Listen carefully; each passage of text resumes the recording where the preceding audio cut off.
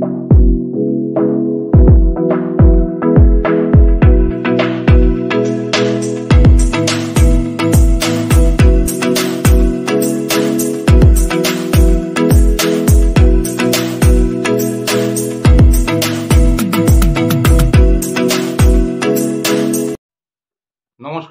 বাংলা টক YouTube চ্যানেলে আপনাদের স্বাগত।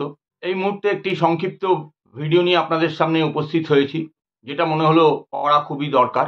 ইতিমধ্যেই আপনারা জানেন যে আজ 8 তারিখ দিল্লি বিধানসভা নির্বাচনের ফলাফল প্রকাশ হওয়ার দিন ধার্য ছিল, এবং সেই অনুযায়ী যে ফল প্রকাশ সকাল থেকে হতে শুরু করলো গণনা শুরু হওয়ার পর থেকে, তাতে আমরা যেটা দেখলাম যে ভোট পরবর্তী সময়ে যে সমীক্ষাগুলো বিভিন্ন সমীক্ষক দল করেছিলেন, প্রায় তার ধারে কাছে বা একই রকমভাবে বলতে গেলে সমীক্ষাকে বাস্তবে রূপায়িত করেই ভারতীয় জনতা পার্টি বিজেপি দিল্লির বিধানসভার মসনদে বসতে চলেছে। দেখুন, এই ঘটনা কিন্তু বিজেপির কেন্দ্রের সরকারকে আরো শক্তিশালী করবে এ কথা বলার অপেক্ষা রাখে না, কারণ দীর্ঘ প্রায় 27 বছর পরে বিজেপি দিল্লির ক্ষমতা দখল করতে চলেছে। দিল্লি বিধানসভার 98 সালে সুষমা স্বরাজের মুখ্যমন্ত্রীত্বে বিজেপি সরকার গড়েছিল। তার পরবর্তী সময় কংগ্রেস এবং আপ হাত ধরাধরি করে বিভিন্নবার সরকার গঠন করেছে। গতবার 2020-তে যে নির্বাচন হয়েছিল দিল্লিতে, সেখানে বিজেপি 8টি আসন পেয়েছিল, আপ এবং কংগ্রেস মিলিয়ে 62টি আসন জয়যুক্ত হয়েছিল, অন্যান্য সহযোগীরা মিলে। কিন্তু এবার ফলাফল একেবারে ভিন্ন। এখন অবধি যা ফলাফল আসছে তাতে দেখা যাচ্ছে দিল্লিতে বিজেপি 47টা আসনে হয় জিতেছেন বা এগিয়ে আছেন, জেতার দোরগোড়ায় আছেন। অপরদিকে আপ 23টি আসনে এগিয়ে আছে বা জিতেছে। উল্লেখযোগ্যভাবে যেটা লক্ষণীয় সেটা হচ্ছে কংগ্রেস কিন্তু দিল্লিতে শূন্য পরিণত হলো। যেই দিল্লিতে একটা সময় কংগ্রেস দক্ষতার সঙ্গে শীলা দীক্ষিতের নেতৃত্বে রাজ্যের শাসনভার পরিচালনা করেছেন, সেই কংগ্রেস আজকে দিল্লিতে শূন্য। এমনকি শীলা দীক্ষিতের ছেলে সন্দীপ দীক্ষিত, তিনিও দিল্লি কেন্দ্র থেকে পরাজিত হয়েছেন। শুধু কংগ্রেসের সন্দীপ দীক্ষিত নয়, দিল্লি কেন্দ্র থেকে প্রাক্তন মুখ্যমন্ত্রী আপ পার্টির মূল নেতা অরবিন্দ কেজরিওয়াল, তিনি পরাজিত। আরেক নেতা আপের উপমুখ্যমন্ত্রী ছিলেন প্রাক্তন মনীষ সিসোদিয়া, জাংপুরা কেন্দ্রে তিনি পরাজিত। তারা দুজনেই জামিনে মুক্ত ছিলেন। দুর্নীতির মামলায় সিবিআই তাদের গ্রেপ্তার করেছিল। পরবর্তী সময় কোর্টের চার্জশিট ইত্যাদি হওয়ার পরে জামিনে তারা মুক্ত হন। খুব সামান্য মার্জিনে বর্তমানে যে দিল্লির মুখ্যমন্ত্রী অতীশ মার্লেনা, তিনি কালকাজি কেন্দ্র থেকে জিতেছেন। রমেশ বিদুরিকে তিনি পরাজিত করেছেন।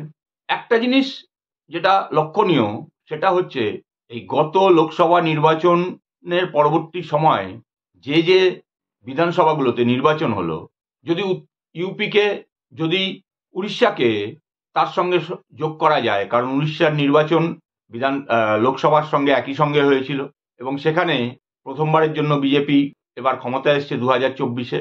সেই উড়িষ্যাকে যদি সঙ্গে ধরে নেওয়া যায়, তাহলে পরপর যে রাজ্যগুলোতে বিধানসভা নির্বাচন হয়েছে, উল্লেখযোগ্যভাবে দেখতে গেলে মহারাষ্ট্র, হিমাচল প্রদেশ, ছত্তিশগড়, মধ্যপ্রদেশ এবং সর্বশেষ দিল্লি, প্রতিটি রাজ্যেই বিজেপি জয়যুক্ত হয়েছে।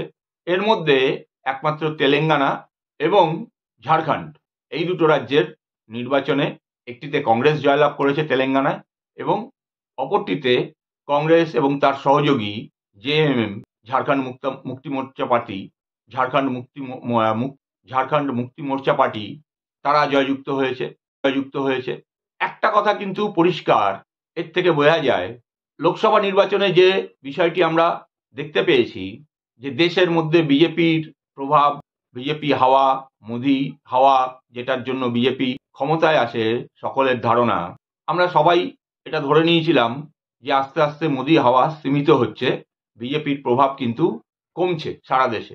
কিন্তু এই বিধানসভা নির্বাচনের ফল একটা জিনিস কিন্তু আবার প্রমাণ করলো যে সারা দেশে বিজেপির প্রভাব কিন্তু কমেনি, একই রকম আছে, বা কিছু ক্ষেত্রে এই প্রভাব আরো ব্যাপ্তি লাভ করেছে।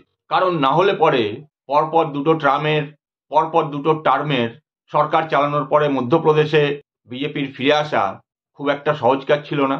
আবার যে রাজ্য কেন্দ্রশাসিত অঞ্চল দিল্লি, যেখানে দীর্ঘ 27 বছর ক্ষমতার থেকে দূরে ছিল বিজেপি, সেই জায়গাতে আবার ক্ষমতা দখল করা।